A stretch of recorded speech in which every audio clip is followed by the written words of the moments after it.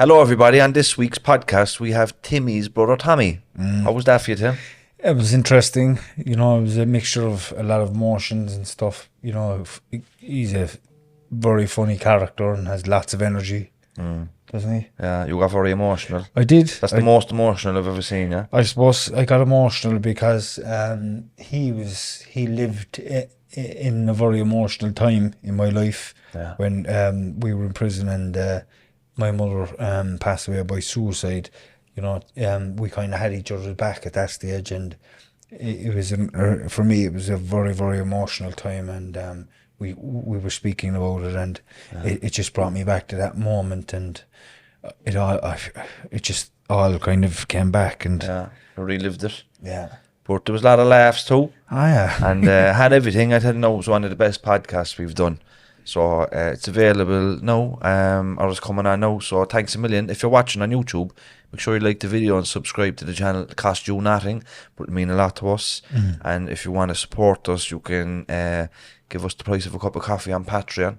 And that helps pay the rent and the production costs and just kind of keep the show on the road. So without further ado, please enjoy the podcast. Before we get into it there, we just want to remind people that we're supported through Danny Donovan at quickminutes.com. Yeah, Danny's a very good friend of both myself and James. He comes from the northside as well, and he grew up locally, and he's been a massive supporter of the podcast and both myself and James since we actually began. And he has his own company called Quick Minutes now, and quickminutes.com is a meeting management application for semi-formal and formal meetings. And look, if you want to know more about that, quickminutes.com, and supporting Danny's supporting us. So if you're interested in that, check them out and enjoy the rest of the podcast. Right, welcome back to the Two Norries podcast. I'm Timmy Long, your host today, joined by my partner in crime, Mr. James Leonard, who is the what do we call you today? I'm your co-host. Okay. For the evening. Today, we have a very, very special guest, somebody that grew up both with myself and James, but inside my family home, and it's my brother, Tommy. And before I introduce you to Tommy, I'll leave you tell it himself, won't I, Tom? Right, so it's over to you, Tommy, boy. Hi, I'm Tommy Long, Timmy's brother. It's good to be here finally. Yeah, great to see you here. Yeah, nice one. We see you, like we were all fucked. Yeah. But we were in recovery a good few years while you were still out there. That's right, yeah. And I remember we used to go up watching John Paul up in Knocknaheeny Celtic, and you used to be up there, but fucking hell. To see you now from, the progress. Yeah. Amazing, isn't it, what recovery has done? Some difference now, to be fair. I can remember it like it was yesterday, I know. Them just dying inside from the drugs. And what's the biggest thing that stands out to you, Tommy, around the change around your thinking since you stopped drinking and drugging? Oh, it's a million miles apart. Yeah. My mind has slowed down. There's not as many crazy thoughts going through my head. I suppose today you have an awareness that you probably never had before in your life. Yeah, definitely, yeah. None of us had any awareness previously to where were we going, what were we doing wrong, what behaviours we had that weren't helping us in any way in our lives. And I suppose the recovery process is something that it happens in time, and it's like walking up a stairs, they're like different individual steps, and each step will give you something. It'll help you to grow in some way, and some of those steps are really, really difficult stuff, and they teach you something, but they get you ready for the next one.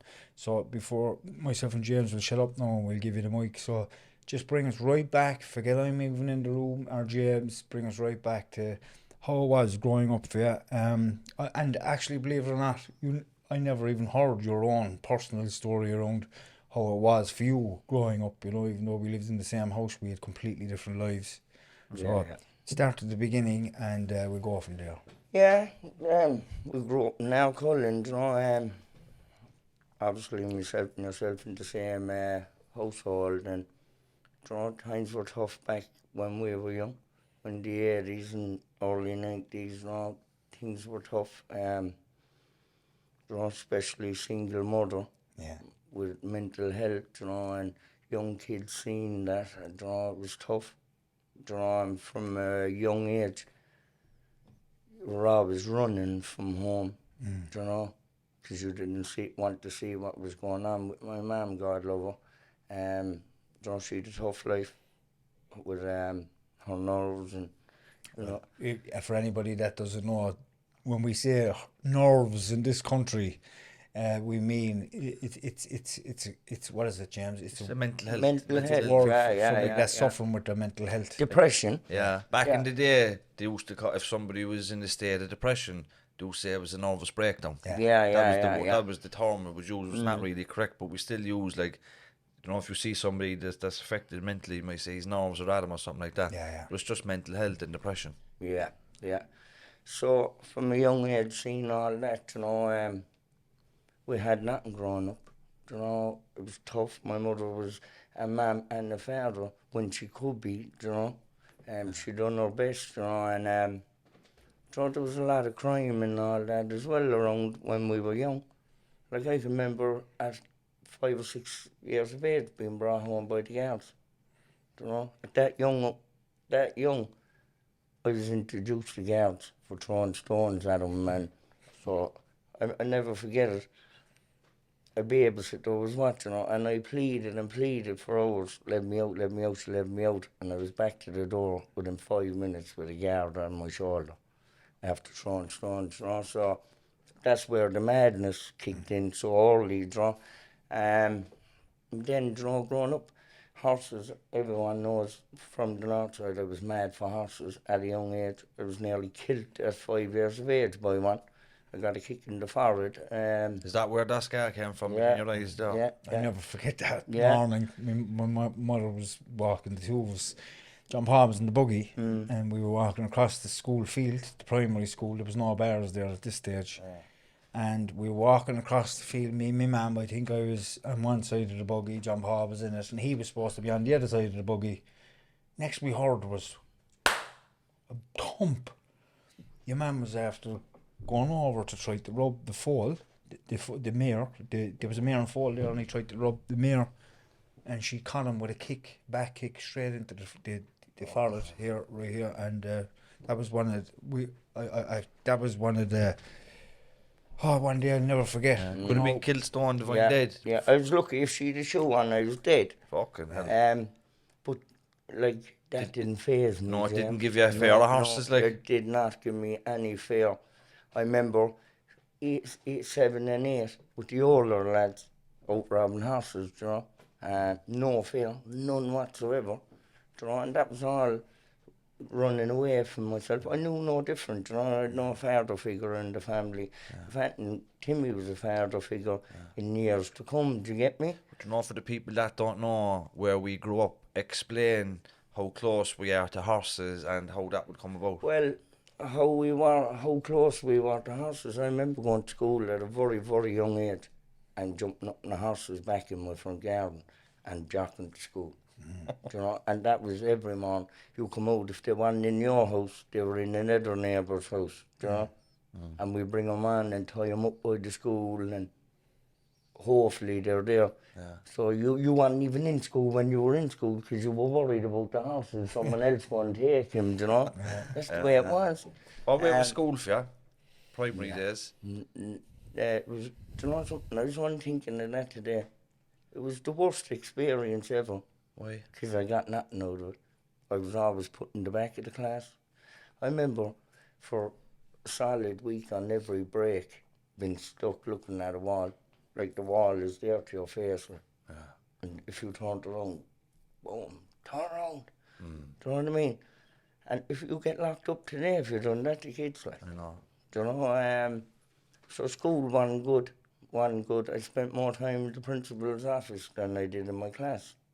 Do you know? I learned nothing in school. Do you know, I had my own difficulties. I've dyslexia. I definitely had ADHD, but I was never diagnosed. But we met Mr. O'Donovan recently. didn't we? Yeah. We did. We Yeah. met Yeah, him. he was my teacher as well. He was asking for you. Was he? He was. Do you know what, Tommy? He hasn't changed a bit. No. Do you know what? I met him years later with my own son going to school, you know, and he's lovely, man. He is. You know, they just didn't know how to deal with us back then. They There's had no the such training. thing as ADHD. That was No. alien language to them. They didn't Just know a about bold or a brass or disruptive. yeah. And you know what? Even it's the teachers today. The teachers today are so informed around all these different things. No, not as much as maybe I'd like should them be to anyway. Yeah, but they are informed, and you know we have a good structure in schools today, and there's some fantastic people working in schools and managing schools as in principals and stuff. So we're very fortunate that maybe 30 years ago the way the system was is completely different. No, there is a lot of work to be done to it still. Yeah, you yeah. know, for everybody to get the education that meets their ability and stuff like that. But like I remember growing up, like you know, we go on the hop now from primary school and you know sniffing petrol and things like that. You know, but I remember you going to a different school as well That was later on. in secondary school. Yeah. Yeah. So what was the story there? I went into secondary and I don't know, they couldn't handle me and I wanted learning and so Knockneely. and they decided to put me into a different school where it was more manageable and so I could try to learn a bit more, you know. But that was tough then, James. You know, I had a bit of freedom in myself with my mum's situation around the same time, you know, and I was on the hop for 4 or 5 months at a time. Actually, I have a funny story. Kind of funny. It's not funny, but it is funny. There was a tragedy in the estate in North House one time, and the woman died. I think it was through overdose, but they thought that it might be like it might have been a murder or something like that. So we were all outside the door, you know, and the wall. But there was a photograph on the Echo the next day, Holly Hill murder mystery, but Tommy's face was on the Echo in his uniform. And I remember being over the house, yeah, bastard, you told me you were in school yesterday, and there he is on the front of the Echo. There was a few things like that, but I remember on the hop another day, and we were down the Wales, jumping the gush, and first time Lee doing Fields. it now in the school uniform. Yes, delighted. I said I'd do it one more time before I went home. Straight in I went. All I was worried about was my fags and my pocket. And I couldn't care about the uniform. But I got taken that day because I had to go home soaking a few times. Another time, me and my cousin and another few, we were out in the Nuns Woods all day. I thought we were away with it. So when my mum, after going into the school, we didn't see him around. But yeah, all crazy stuff like Nuns that. Woods is the woods between Shanakeel and the Inniscar Road. Yeah. And Wares and the Gush is the Lee Fields. The Ware that goes between the Lee Fields and Shanakeel. That's Sunday as well. That's What was it like growing up at home? Like, you know, for us, like I know. What's your memory of Timmy? Growing up. Do you know what? No. Timmy was, as I said, Timmy was like a father figure to us, James. You know, we always looked up to him, still do today. So, don't tell anyone, but don't tell Timmy. Like, you know. Yeah. Do you remember all the wrestling that we used to do as kids? Do you know what? No, I was listening to the Christian Moore podcast, and you were on about wrestling and boxing and this and that. In my house, if we were watching, you said it, Bruce Lee, Rocky, Karate Kid, I always knew when it comes to the end of the film, get going. Because Timmy was trying every move on you. I remember one night, Timmy was watching us, and there was 3 of them downstairs. I won't say no names now, because there was 3 of them downstairs, and they were watching, I don't know, was it Rocky or something anyway. And Timmy and one of his best friends growing up, and one of them is deceased now, he's dead, like, and so the end of the film came, I'm at the top of the stairs asking him all night, can I come down? I heard the film ending, Want to hear the roars out of the front room? Oh God, leave me alone. They broke the poor young fella up between the two of them. Ah, stop, boy, it was crazy. You Yeah? remember that, Timmy? Oh, He like, do. I used to love practicing. Do you remember the Karate Kid, the first one, when he had the two hands up and he Yeah, had to stand yeah, on the and he leg? couldn't lift his leg up and past his knee. But Fuck's like, sake. like everything at home. I remember. Do you remember? Just like we were always like, there's a lot of pictures. We were always we were always there for each other. Do you know what I mean, Yeah, James? yeah, Always, yeah. no matter what. Always the three of us, like we were always there for each other, and we always kind of looked out for each other. You know, even though we were looking out for each other, none of us really knew how to behave and how to really be somebody, how to be a family, because we always dealt with conflict, with violence in my family, like always, like I was very free with my hands with Tommy, which we'll get on to later on in the story around his addiction years, you know, because I thought by putting my hands in someone and giving them a few clasters or whatever was the best way for him to stop, to carry on. That was how you Yeah, thought. do you know, I didn't know any other way. There was no guidance growing up, you know, with no father figure, and you're not going to learn all them things, you know. So, When did drugs and alcohol come into your life? very young age, James. How young? I'd say I was 11. So primary school. Yeah, 11. I remember in primary school, one of my friends had a big fight Norries Celtic jacket. Yeah. Three of us could fit into this jacket. It was that way. And three of us would go in under it at the yard and we'd be smoking fags. And a cloud of smoke be coming out the top of the jacket. It's crazy stuff. But no, it would have been in secondary. So I was just going into secondary and it was aerosol cans, James. That was my first time with a cousin of mine. Aerosol cans, boom. And from aerosol cans, every time it always stepped up. I went from aerosol cans to gas bottles, big gas bottles, no? Me and another friend. I remember being at his back door and the gas bottles were out in the back and we'd be stuck to the two gas bottles. His mother, God rest her soul, would open the door and have to kick the two of us off the gas bottles. We were strung out heavy, you know. What did sniffing gas do for you? What Just took us away from ourselves, you know. It took us away from everything.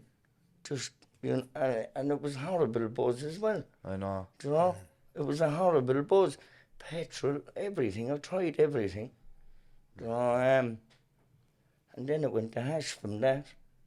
You know, I went to hash and I was grand on the hash getting our £10 deals about that length. And Do you remember, years ago when myself now and John Paul, because we'd be a bit younger than you. yeah, Myself now, John Paul, Jimmy, Patrick, Gail, Lena. You know, if we scrape up the few quid for the £5 deal, we'd be tossing in to see who's going to go up to the bungalows for it, because you'd be ashamed with the fiver and change, you know. yeah. But they were innocent days, weren't they? But Yeah. you're just. It's all part of growing up, like. But that was the next step to the harder ones. You know. Yeah, yeah, But yeah. I remember you not really as a hash man. No. Once you started drinking, Because then I was smoking it for a good while, but I was just smoking hash. I wasn't drinking with it. yeah, And when I drank with it, then I just couldn't. I know. Be It flattening was- you, wouldn't I it? was ghost.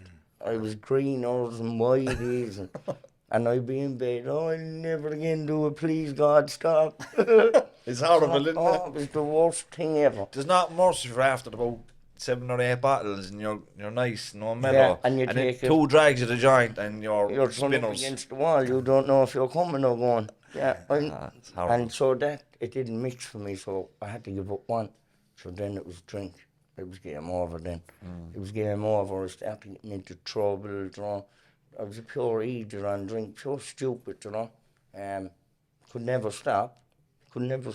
As you know. First one there, last one to go home, that kind of stuff, you know. Ecstasy became a big thing then, didn't it? Ecstasy were a big thing in my life. Do you know what the ecstasy years for us all? 'Cause And we I were all can tell quite you this together. now. I can tell you this now about it. They were the best days of my life. I know. They You were know, mad days, weren't they? though? You know, like for us growing up, emotions were a big thing. Yeah. You'd never you'd never see one of us cry. We could have been leg hanging off and we wouldn't cry or show emotions to anyone. It was just, there was a wall there with that. Yeah. But when you took an ecstasy, Be all hugs and your worst enemy, I can't even say it, yeah. would be in your room, in the room with you, and you'd love him. yeah. And you could have, yesterday, you could have been killing him. Yeah. You know, it was, that's the way it was, you know. Even if you were arguing with someone and you, two of you were on ecstasy, that argument is gone. Yeah. You But know? you know, with the ecstasy as well, it was like something when to get through the week to look forward to. Oh, I couldn't hear a song on a Friday coming home. No. I was plastering at the time. And I turned on the radio. A song would set me off. I get the butterflies up. Oh, I'm going on. I'm going buzzing. I'd be onto the phone, little Nokia 3210. Hello, what's the crack? That was it, by gone. You see me Sunday. Yeah. I take him on a Monday. Sunday I'll be home. Yeah. That's the way it was. You there? I know. You there? I know. But there's a lot of mad stuff happens as well, though, when you're out in the benders like that. And then you start getting into trouble and start going to court, and that's not so much fun. But I think they were kind of half innocent days. But then when the tablets started coming in, it was madness then. And you were always like, we could take 10, 20 tablets. You take one and you go loopy. That was one thing with me. I could not take tablets. I could not. I'm capable of doing anything just on drink. Yeah. But give me a tablet, 2 horns come out, my whole features change. We used to have the tablets, so we would be taking them on the slide. Not on the meanness. You know, you end up minding them. You couldn't give him nothing. I know. Listen, I know what way he was. I was actually thinking of that today. I was saying, about the tablets, I was saying. And the boys used to have pockets of them, but I know you used to get none. But if we had a photograph now, Tommy, of the times that you did take him here, people would really understand why you were never given tablets. Yeah, like. definitely. Like, it was crazy. Just drive you mad, didn't they? Oh, mental, capable of anything. I often woke up in the gas station by full of piss. How the fuck? I know. And drunk my famous words do you say in the gas station. Do you want to know who's with you? Because that's all I used to say. Hello, what am I in here for? And then, who's with me? Do you know, it was fucking hell. And that was all every the time, weekend. Tommy, Every weekend. Do you know what a girl said to me one time? He says, I'm getting some overtime out of you. He says, the money I'm making off you is no man's business. I said, well, leave me alone, so will I? I remember then you went through a period there, I think, when we were kind of drinking, taking tablets nearly every day. But there was a period of time then where you were working as well, and you seemed to kind of be a bit more sensible. Yeah. You were plastering. We had a lot of drinking out during the week and stuff. Oh, yeah. But I think it was just before the gear came in, just before the heroin came in. All right. I used to work. I was a good fella to get up for work. Yeah. I often went into work still drunk, James. You know, and my bosses would know it, and they'd leave me alone because they knew I'd come in and I'd graft away. You know, they used to give me any shit. I often had the boss say, Tommy, stay there for a couple of hours, try to get asleep and come up when you feel better. Because I'd go in and I would graft away, and then I'd go home that night and get my shower, my dinner, straight to the office, draw up and rob every wheelie bin in our Holland. I know. I'll draw. I know. And I just want to say sorry for all that. I know. You know? So what you're doing now is you're trying to make sure that don't happen for the next person. Do you know what I mean? Definitely. And try to show people the right way. But can you remember the time where before the gear came in, we used to be up in Haggiville, thirsty Thursday, drinking. I'll never forget any of that. They were good days, weren't they? They were the best days. When the tin foil came in with the gear, it looked everything. And the way that happened, every Thursday we were all working, we're all doing well. We'd meet up on a Thursday, we'd have a few cans. Brilliant. Have a great night, the slagging, the banter. You know, it was powerful. And then there was 2 dropping off. You take no notice of 2. Then the next week there was another 2. And it was like that every week. 2 gone, 2 gone, 2 gone. You were saying, where are they gone? And I knew nothing. But you might have known, but I knew nothing. And then one week, where are they? They're smoking heroin. What? And I know I won't do that anymore. But you know, when they came in, it was sneaky enough when they came in. Before I knew it, Yeah. I was on it. I was one of the last people to go on it. Out of 20 of us. Yeah. But even like at the end of the night when you're half drunk, then it's like go and get a bag and smoke in the tin foil. After the while then it was like straight to the tin foil, there was no more cans. And then the group we had and the crack and the banter was gone. Yeah. And then it was like people being snaky and Like I remember at the start, we used to be in the Arctic lorry. down the There'd be 10, factories. 15 of us. You'd have your bag, you'd have your tray, you goof off, your tray's in front of you, no one would touch it. You know, and you wake up a couple of hours later, you'd smoke it again, and you're gone for another couple of hours, and that's the way it was. Yeah. But that changed rapid then, but, you know, it got a hold of us, we were waking up sick, oh man. Horrible, wasn't it? How come you're not at work? I have the flu. If you haven't, I may never forget it. Someone turned around and said, I have the flu. You haven't the flu at Harbour. I remember, Tommy, a lot of people at this stage know I was involved in drugs myself at this time. And, you know, I always looked at heroin as a different drug because of my own reasons when I was in treatment. And I see what heroin done to people. You know, I was a young lad in France and people coming in from Italy and Spain completely destroyed from heroin and being given heroin on their journey from, say, Spain or Portugal or France, you know, to the treatment centre. And it frightened the life out of me. And that's why I never went near it. And I always looked at heroin as a really, really nasty drug because of that. And that's why I didn't go near it. But I remember back in the day, when the heroin did come into the city, you know, there was a few people after pulling me and saying to me, I'm sure your brothers are on heroin. You know, I said, I was nearly arguing a few times with people, nah, they're not that fucking stupid, no, they wouldn't go near that. I tell all right, Timmy, no hassle. And one day then someone said to me, and I trusted them, you know, someone I knew really closely, and they said to me, your brothers are smoking gear. I said, they're fucking not. He says, I swear on my mother's soul, your two brothers are smoking gear. Right? And he took it on board, and I pulled the two of you, and I asked you, and he swore down and everything that you want. But I remember walking in home one day, and I walked in, and I said, and my mother was in the kitchen, and I saw the boys. She says, they're in there. I says, okay. She says, I'm sure they were smoking weed or hash or whatever. And I went in and I looked at the two of you on the couch, and the two of you were goofing off. I knew nothing about heroin. And I said, what the fuck is wrong with the two of you? And you kind of went like that, and you looked at John Paul, and he's, we're smoking weed down there. And I said, I walked over to the room and I left you off. The two of your eyes now were pinned into your skulls, like, and then it was after that then.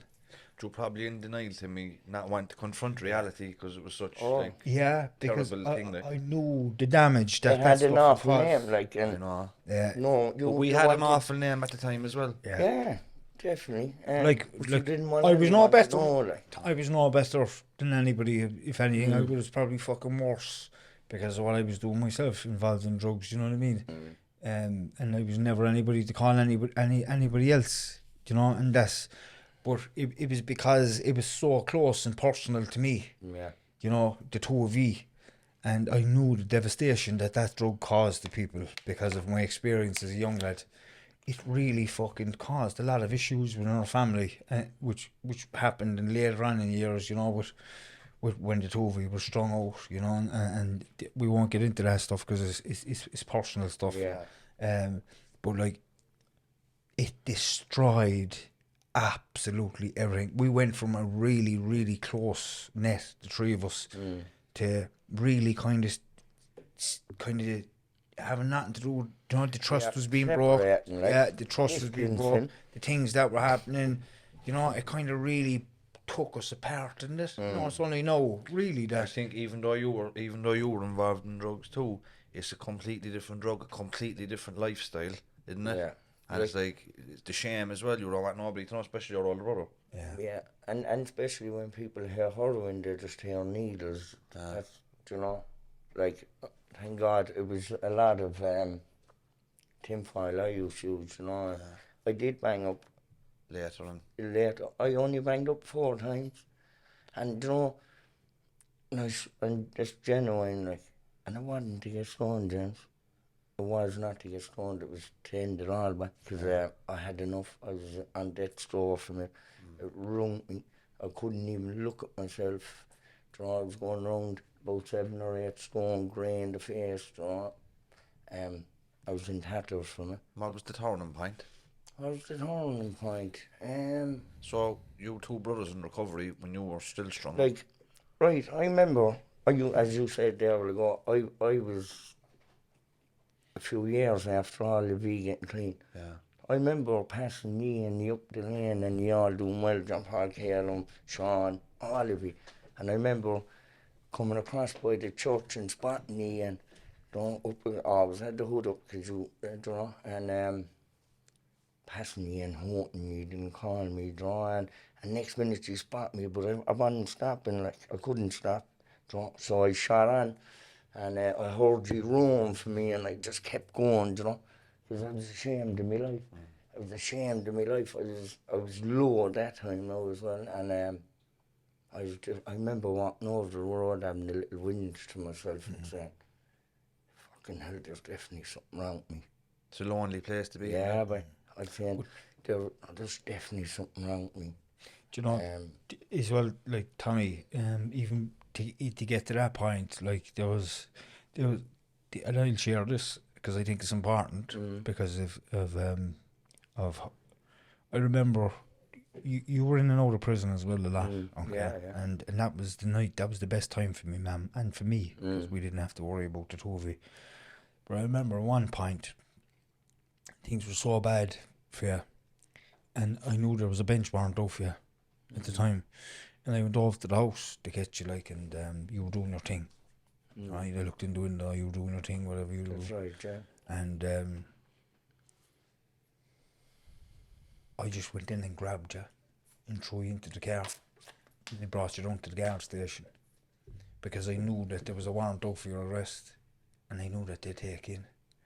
Because we were so worried of you. I was getting phone calls every day by different people telling me, Tommy's not looking well at all. Like, Yeah. I don't, you know, and I'd see you and you'd be hiding from me, you'd be fucking dodging me constantly, you'd be knowing when I'm not at home in my mother's house so you could call, you know, and it all came to an end, you know. I didn't, it was so bad and you were so thin that it wasn't, going over and giving you a few clatters wasn't an option. It was just grabbing you and bringing you down there. And my hope was that they'd bring you in and they'd keep you inside in the prison to get you sober and keep you, you know, get you back fresh, get you away from the drugs. And I remember I went up and I said to my mum, I says, I just have to bring them down. And like, everything in me didn't want to do this, Tommy. You know, because that's not something that we do, like. But desperation. my mother was my mother at home was destroyed. You know, we were all worried sick, and I went over to her and I says, I'm after bringing him out I went over and I called him and I brought him out to the guards. And they're after taking him in because there's a warrant out for his arrest. He said, I didn't know what else to do. You know, I don't want to put my hands on him because that's how we dealt with stuff. And I remember he getting back out the next day. I was just devastated. It was like, and I remember at the same time, we were constantly just waiting for a phone call. Or a knock on the door. I actually remember getting a phone call off of him one time. And he says, Tommy, I have to ring. I just have to get this off my chest. He goes, I'm after accepting it. And I'm like, you're after accepting what? I'm on the other end of the line now in tatters. He goes, I'm after accepting that I'm going to get a phone call that you're dead. He says, I've accepted it. I'm like, you know what I mean, now in the depths of it. How did she get this fucker? You know? But today, now, I know where he was at, you know? I know where he was at. You know, because something similar was like that with me a few months ago, you know, with someone else. You were in the Midlands prison together. Yeah. I remember when I was in St. Francis Farm Treatment Centre. Remember we were writing to each other for a few weeks there. Yeah. And you were strung out up there, though, weren't you? I think I was worse up there What was than it like? I was out here. What was it like sharing the landing with Timmy in that? It was Because you were in early recovery that time. It was grand. I was half. I'll tell you a story, about the Midlands, right? Because when Christy Moore was on, and your man's learning guitars and learning the song, James, right? So I was a cleaner on the land, and he was. So my cell opened that at 8 o'clock, and curled up in the bed. Next minute, here's your man shaking me. Get up. What's wrong? Come over to my cell, quick, he says. I jumps out of the bed like, what's wrong? Don't turn on me clothes and what have ya. Walks over across into the cell. Here's a man sitting down with a guitar. Listen to me singing a song. I pushed out the door. Like, oh yeah, but it's 8 o'clock in the morning. Here's your man. What's wrong with you, like? I said, well, go away and let. Tommy was always the first person to get if I'd learned a new song, and I wrote a few songs as well. Yeah. Do you know? Tommy was the victim. Tommy was Listen. always Tommy, come over and have a but he listen to could have this. waited until 12 o'clock in the day, but no, 8 o'clock. He in was the up all night. He Yeah. couldn't wait for the door to Yeah, open. stop. But going back to what you were saying there about the recovery process, I remember Tommy, and he'll give his version of it. I'll just get the story going. I remember Tommy was in Portlaoise, and I was in the Midlands, and John Paul was below Cork prison at the same time. And I remember him just coming over. He were only over for a week, just to stay in I the was Midlands coming for a over week. for a week visiting, yeah. And I didn't know they did that. They did. they're due for But I had family. Yeah. I could have gone back in the week, like, but I ended up kind of saying, right, I'll hang on a while, because when I was going, they wouldn't keep my cell in the Port You Reese. stay fresh. If they kept my cell, I would have went back, but they didn't. And then I said I'd stay, then drawn everything back over, going to a different landing and this and that. So then I stayed, and so then a month later, my mother committed suicide, What was that like for you that time? It was tough, James, but Were you strung out at that time? I wasn't strung out, but I was dipping and dabbling, I never forget it, but I never forget it enough. So this is where my head was at. An officer opened my cell and says, oh, Thomas, come out there, the chief wants you. I says, Tom, I'm getting the job that I was looking for. And he goes, come off to Timmy's cell. And I walked over, when I opened the door, I seen him in tatters crying, and I just goes, I kind of knew straight away, James, whoa. And they said, stay there, and I says, no, I'll go back to my own cell, and I did, but it was tough. I went off the rails then. I says, Dave, and then, we got down to the funeral, and seen my mum for a few hours. We didn't get to the funeral to see her lay to rest. And when I got back, I was there saying, they wouldn't do that for me, no, I'm doing nothing for them. And then I just went head for leather on drugs, I was badly strung out in there. I was heavily, I was up to everything. Do you know when at that time, Timmy, you're grieving for your mum inside? Are you worried about your brother then as well? Like, are you detached from it, or how do you? No, I was dealing with my own stuff, because I had a lot of regret as well, because myself and my mother didn't have too much of a relationship at the time, and I was fortunate that the night before she took her life, it was her birthday. It was her birthday on the 2nd, and she took her life on the 3rd. And she rang Tommy, and Tommy was talking to her inside in the class office on the landing, and I was just mattered to be passing the landing at that stage, and Tommy calls me. He says, my mum's on the phone, I come over and say hello to her. My mum, I see what was after happening was my mum was, me and my mum, we were going through our own stuff, and she said she was seeing a counsellor, and I was seeing a counsellor as well, and I was dealing with a lot of different issues, and I wasn't in a great place, to be honest with you, and I spoke to her on the phone, and I said, Mum, how are you getting on? And getting emotional. Yeah. Take your time. Right, I says, how are you getting on? She says, I'm seeing a counsellor. And that was a big deal for me. But You were both on your healing journeys, like. Yeah. But I didn't. Throw us over the box of tissues there, Sean. I didn't.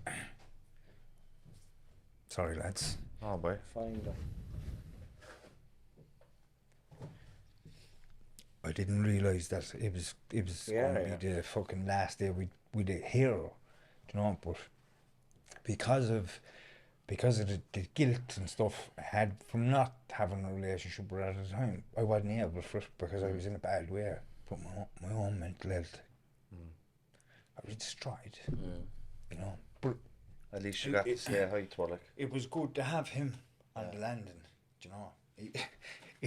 Even though he was breaking my heart half of the time, I was running around the landing like trying to chase him to get him up to A and fucking to get him up to the school, to get him off the landings and stuff, you know. It was a difficult process, you know. But like everybody loved him. I knew there was never gonna fucking be anybody go near him or anything like that, but he was loved, you know. He got on with everybody, and we were on a really, it was a mad landing, how we got it.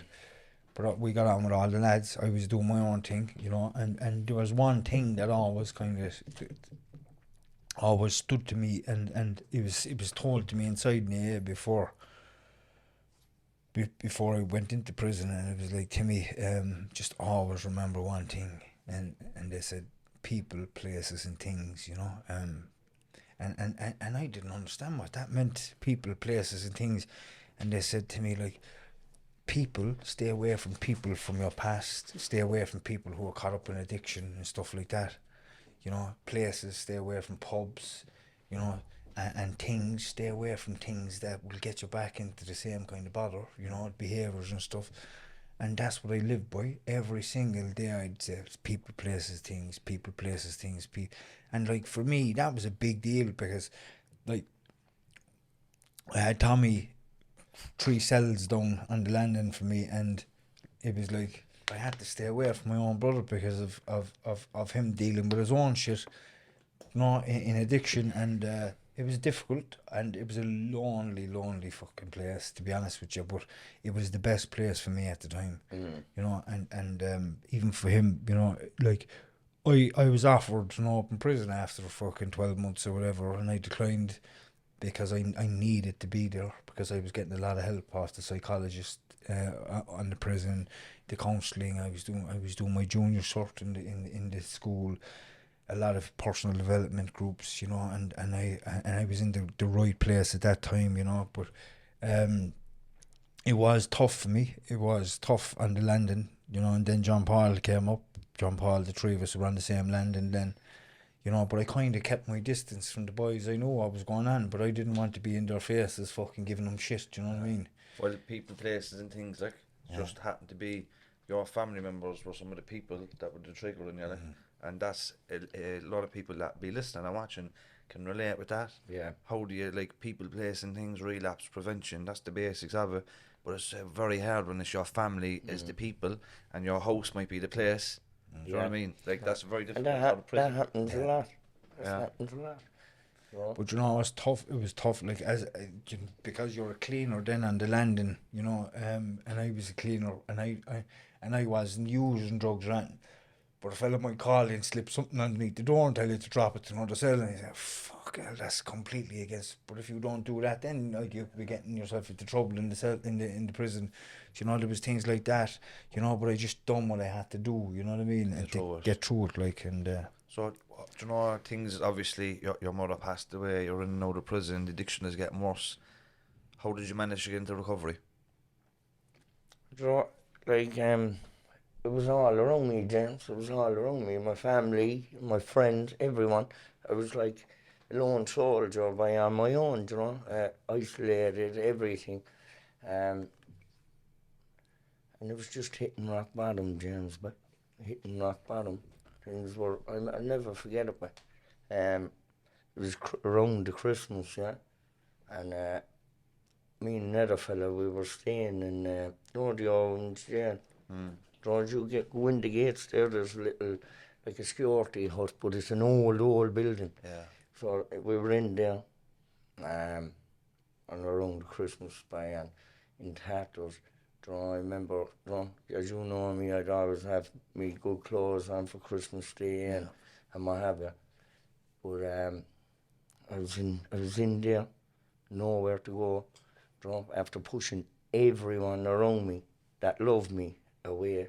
I pushed them all away, but they couldn't deal with me no more. And I remember being in there, and I never in my life felt so lonely.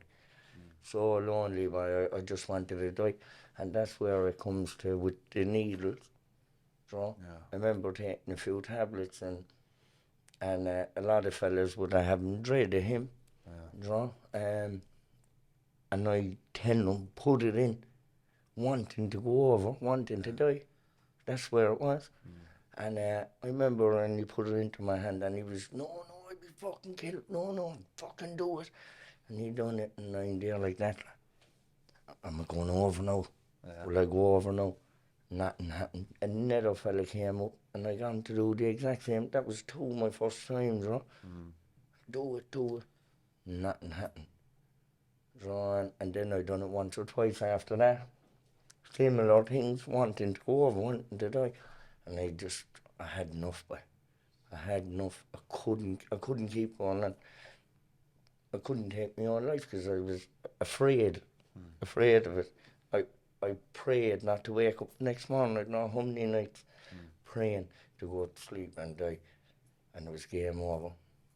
And I was in Arbor House. I was on methadone, and I went from Arbor House to Blackpool, and then I went from Blackpool to George O'Mahony's surgery, and I did doctor up there, and I says, look, I want to get into treatment. Give me urines. I'll ring them with you. Rang Francis Farm, and rang her with me. Give me 4 urines, and we'll have you in as soon as. I actually done it that time. I done it before that I tried to get in there as well, James. And I done the urines, done everything. They rang me and said, you're going in Sunday. I couldn't handle it, James. What was the first thing I went away and used? And rang them back, I'm after using. I couldn't. I couldn't, I wasn't ready. I said, but I didn't use heroin, I'm after taking tablets. We'll have to put you back for 2 weeks. That was back then. But that went on for a year and a half on then, and then all the Christmas stuff came up, and so it was after that I said, that's it, it came over. I remember you rang me a few days before you were due to go in, and if you would asked me straight up, would I have believed you would have sustained it? No, because of you had the opportunity before and you didn't take it. Yeah. And it was like, are you going to self-sabotage yourself? Are you going to, you have an opportunity here now, are you going to use? So I tell you now how hard it was. Your chance. How hard it was for me to get into treatment. I couldn't get a day clean, James. I could not get a day clean. You know yourself, you've been there, especially around heroin. And I could not get a day clean. And I was given bogey urines, But that's the only way. And I was drawn the way you'll be very clever in ways to get around things on heroin. You'll be professional. So I bought myself a mug, the coffee mugs, and I'd have it with pipe and water. So by the time I get from Knocknaheeny down, I'd have the piss inside in that. Keep it warm, like. Keep it warm, yeah. And I'd go down, and just before I go in, I'd be taking out the urine. I'm sure there was times she was burning my hands and all by taking the urine. It was that hot. So it was. A bottle of tea. and I kind of think she knew I needed it, but I just could not get clean. And I remember giving the phone, and she goes, "Congratulations, congratulations. We'll give him that now, and we'll get the thing." And I used up to the minute, James. Used heroin up to the minute that I knew I got the phone call that I had a week. Yeah. I had a week to get it out of your system. Get it out of my system. And what I had to do was get tablets for the whole week. I was on my own medication to go in there, but bought every tablet I could, Yeah. to take me away from the heroin. Yeah. And I remember I was so out of it all week that no one thought I was going to make it. No one thought I was going to go. I'm out of my head now, round the place, getting arrested the night before I went in. I remember going into the gas station after doing something in town and getting arrested. And they brought me up. I was saying, please don't lock me up. I'm going to treatment in the morning. They were probably saying, yeah, this fella, you're out of his fucking head. But they left me out. And one of our friends, Sean, I was outside Sean's at 7 o'clock the next morning, out of me natural mind on tablets, out of it. And he goes, Tommy, but oh, loom, you all right? I was on death's door. He goes, am I wasting my time going up here? I says, I'm telling you now, there's no heroin in me. It's all tablets. Everything else but it. Everything else but. And he goes, right, come on. I went into the back of his car, but I was in the back, curled up in the back seat, and up the road. That was the start of it. That was the start of it, boy. That was the start of it. I went in, I had, and it didn't stop there for me. It didn't stop. I went in there. I had 2 days left in one house to go to the next house. The detox. The detox into the treatment centre. Yeah. So drugs came in. I had 2 days to graduate out of here. And I never forget it. A girl come up to me, she goes, Tommy, I'm after getting a few sweets. The girl knew me from back down here. And I goes, what are they? Zimmer's tones, says I, they won't come up and go, all right, give me a few of them. I won't, she said. You'll get the whole place caught. No. She knew me. Will you stop? I said, well, look, I'll tell you what to do. But she didn't know how many I could take. She said, give me 3. All right, so here's 3. 8 o'clock at wind down, I had the whole house caught. I was singing songs and fucking hell. But I know, back in the day when we would take tablets, we'd be taking raw hypnol, we used to call them Purple Hearts. Yeah. We could take 10 of them. We give Tommy a half one. They were like a wonder heart, we used to call them. They used to do wonders for you. I remember one time going up along the lane and I crunching my head off of the wall. I could not get away from the wall, but I know. The boy says, he's messing. How could you be messing? Falling into the dash wall. Want to be something seriously, aren't you? But I remember when you finish, I remember having a chat with Timmy around that time when you come away from St. Francis Farm after the detox. Yeah. And you didn't do the treatment side of it. Huge concerns then. I tell you now. About, because people usually kind of go back. The next day after using, there was heroin came into the house. I used that too. So, you know me, I'm fucking... Yeah. I was over in the house that they're all doing well with 7, 5 and 6 months, and I asked them for tinfoil to make a cake at 10 o'clock at night. Do you know what I mean? That's how fucking crazy it was. But that was grand anyway. Next morning we all knew there was something up. Here I am drinking gallons of water trying to piss out everything out of me because I was after using heroin, and that was it. I was caught. Tell us who brought in the drugs. I couldn't do it. I says, it is not in me to do it. I can't. I wasn't reared up like that. No, I can't. So they goes, you'll have to go home. I says, look, ring me a taxi. So I ended up going home and I got 3 bags of heroin, James. I smoked the 3 of them. And I didn't get stoned at them. It was, I think it's a blessing today that I can speak about that. I did not get a bang at him. All I got was shame, guilt. I know. You know? Oh, it was eating me up inside. The next day then Timmy rang me and says, what are you up to? He says, come down with me there for 2 weeks. You know? So I did.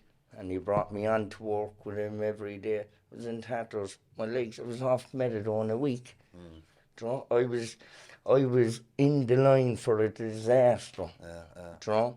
I was saying to myself, oh God, but he brought me to work, and he rang your cousin Caleb and said, will you take Tommy to the meeting? He goes, I will. I never forget it. It was a Thursday night newcomers meeting. I went in with Caleb. Livorno. Yeah, Livorno. Great meeting it was. So I shared. I'm out of treatment. Ross said what's going on, and the feedback back. I've been in meetings before just to get people off me back or going out of the cold and have a goof to get me. Yeah. So I was in there by and I was listening by and the feedback by and I can't explain it, not even to this day, but something that lighted it inside me. And I was saying, I want more of that. I never forget it.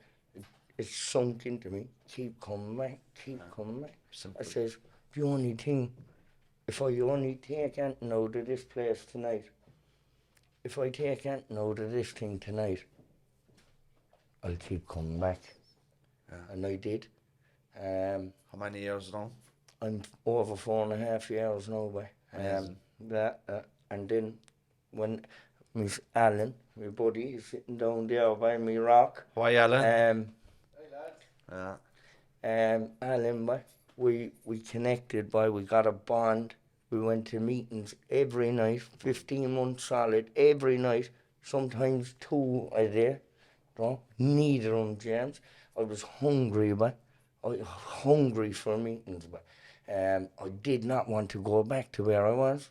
I couldn't. It was game over. So I'd just be in meetings, going to conventions. I remember going to my first convention 8 or 9 days clean. So I may never forget it. I remember that, Tommy. I went up to the toilet, right? And came back down, and the DJ and the dance floor was full. And I looked in and I said, fucking hell, they're twisted in there. It's all blood sober. So I was up on top of the stage then with the tops off. Yup. Do you know what I mean? And I just got hungry for it, James. I had enough of it. So and you got stuck into penny dinners as well. Yeah, we volunteering. Then lockdown came down. We done volunteering. I never forget it, right? At the time it was very, very cold, and Katrina had a couple of homeless people in there that were in the depths of addiction, in there out of the cold, and I remember walking in there one day and seeing them, and I was saying, that's sad, very sad. I was there. Yeah. I was there, and I said to Katrina, I'd love to start a meeting for them. She goes, I think it'd be a great thing. She goes, go over it Tuesday night. Said it to Alan and another 1 or 2. And we did. We got on it, and the way you're sharing in the meeting and you're doing the chair, you can't speak till the chairperson is finished. Yeah. So whoever was doing the chair, it was tough. We'd let them speak while you're doing the chair, because they'd forget by the time you're finished what they wanted to say. So it was tough like that, but we did, and that was grand anyway. The weather got better. We kept the meeting going.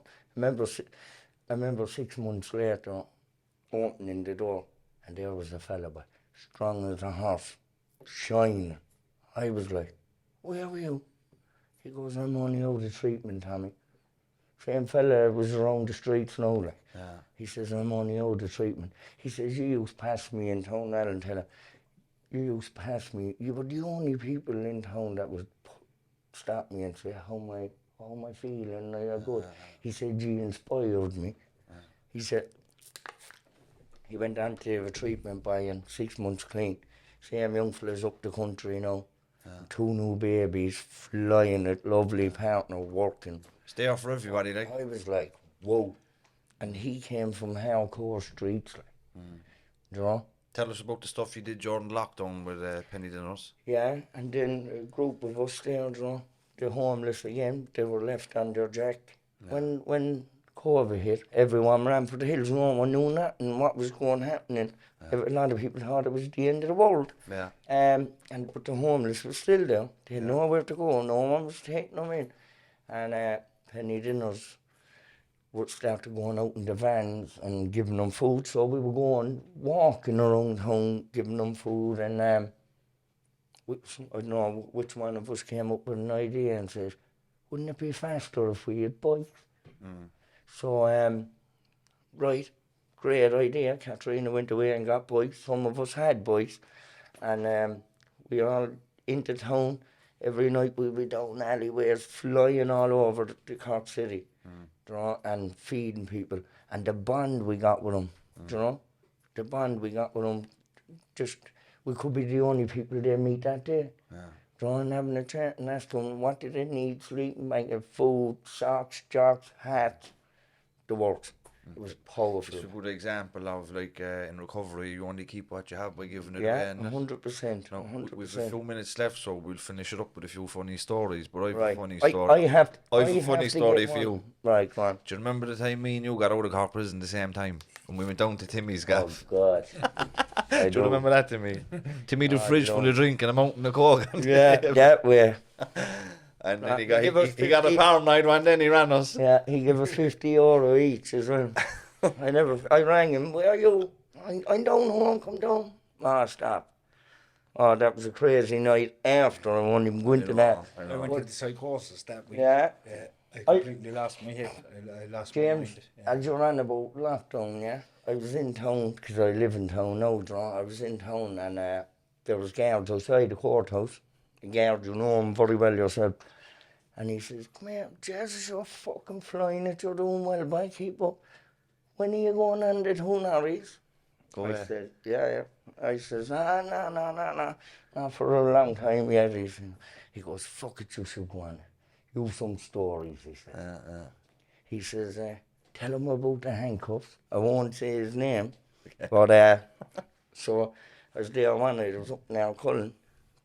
And big road between the three terraces, you know, we were up scrapping up and down. I walked up with my mother that time, and the Jeep pulled in. Next minute, the two of them jumped out of the Jeep, grabbed me. The Jeep. Yeah, two girls jumped out and grabbed me, threw me into the Jeep. My mother saying, he done nothing, he's with me, fucking. So that was grand. So there was so much commotion, they ran to get more. So then I have the handcuffs on me behind my back, and I popped the door that opened.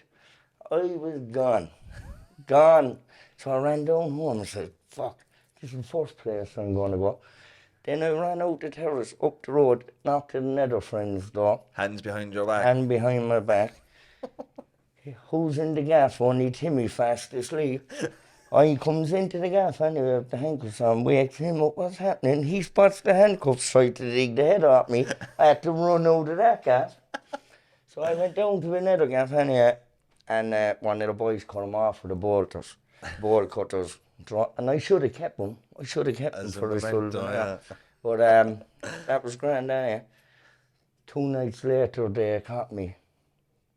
I was after swallowing 2 ecstasy tablets. I was out in the south side. Just jumped into the taxi, right?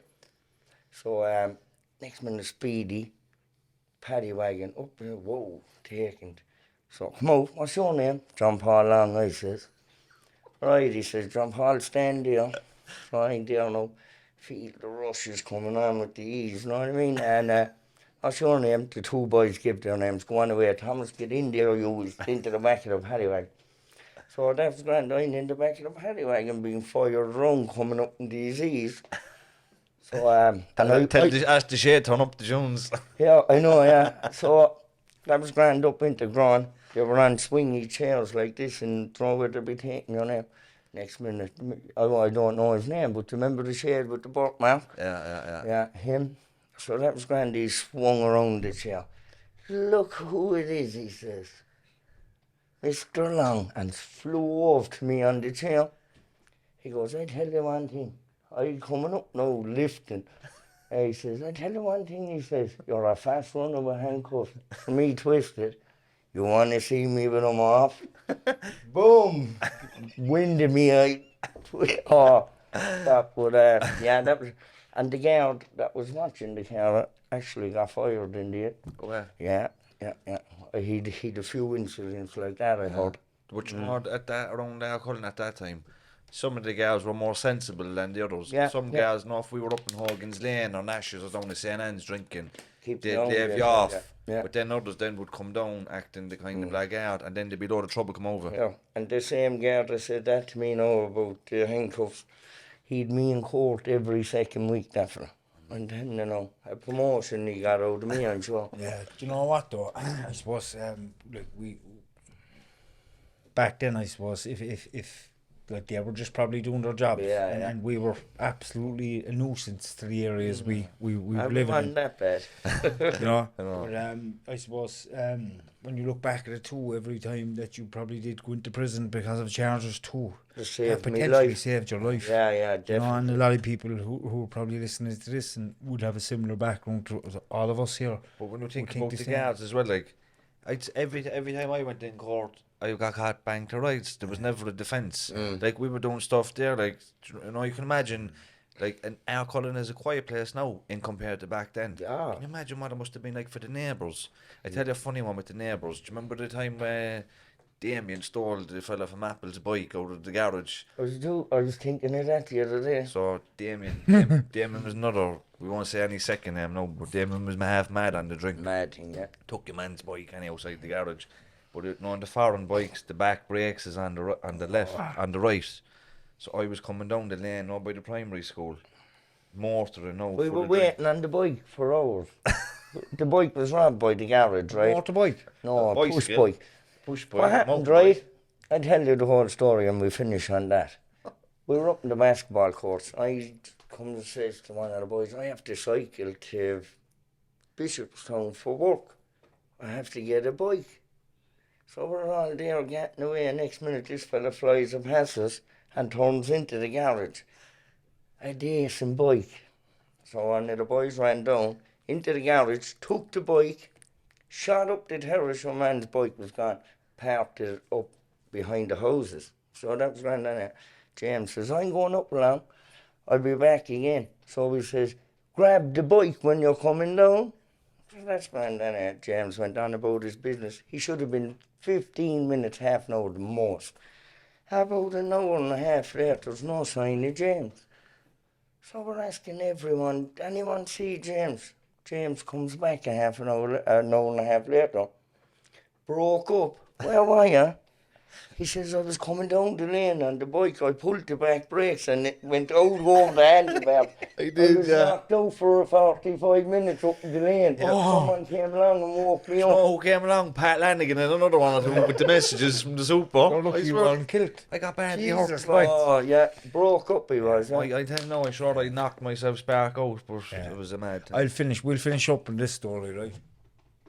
I remember one night we were inside home and Tommy, every time Tommy was out drinking, he'd always come in and wake up the whole house. I mean, he'd be down in the kitchen, he'd be making fucking sausages or eggs, or he'd be making a toasted sandwich. Yeah. And I said, Grand, and you'd be dreading it because you're always walking up. So this night I had a load of knives downstairs, and I said, what the fuck? It was a lovely evening, it was a really nice evening. And I said, what the fuck is your man up to downstairs? I said, what's he doing?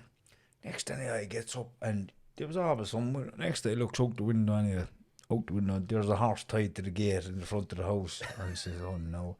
I goes down the stairs, your man is inside buttering up a bit of bread, making his bread for the sandwich.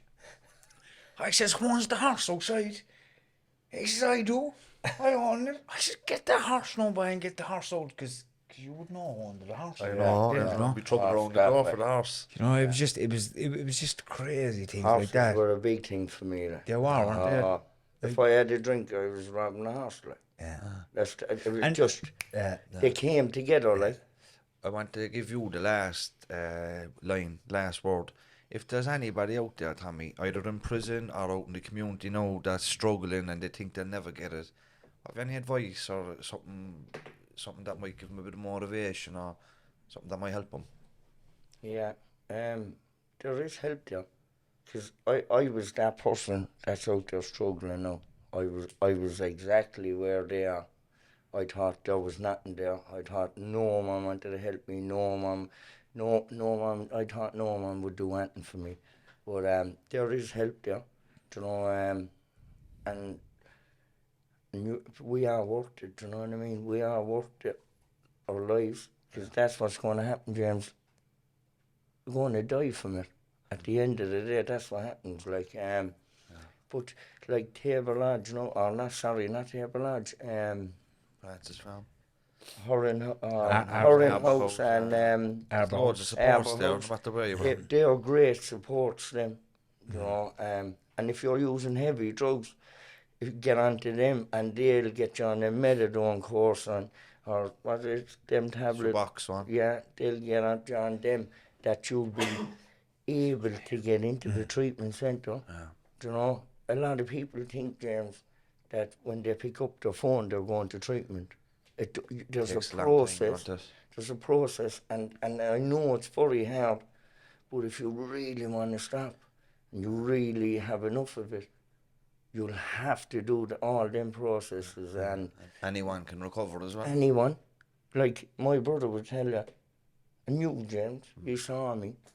I thought there was no hope for me. Never mind saying anyone else thinking it was there for me. For all of us up in Alcolin and Hollyhill, Yeah. we were written off. Written off in the world. Written off in the world. You know, there's help there. Like, I'm living proof that there's plenty of help there. Yeah. You know, and meetings. You know, even if you are still using, get into the meeting. No, you can go into the meeting and use, but just stay in the background, don't open your mouth and listen. You know, even doing that, and I done that in addiction, James. Would it benefited me when I came out of treatment, you know? Because I heard the message in there and I heard people sharing, and I knew they were similar to me. So, like, it's great foundation for when you get out of treatment that you've been there already, and it's easier. Do you want to close us, Timmy? Yeah, Tommy, give us a song there now. I wish. No, but listen, Tommy, thanks really for coming on, and I've been waiting for this day for a long time, you know. And John Paul another time come on and share his story. But thank you, you know, and it's a great pleasure to sit you there shining, you know, and doing so well in your life, you know, because I know everything about you. You know, I know where you've came from. I know how difficult things have been for you, you know, and I just want to say well done, you know. I love you. I love you too, brother. And you know, my mother would be very proud of you. Yeah. You know, so well done. The tree. Nice one. I know. Proud of the tree. I know. So listen, thanks for your time, Tommy. Nice one, James. And sure, thanks to everybody that listens and watches. And we see you all next week. Slán.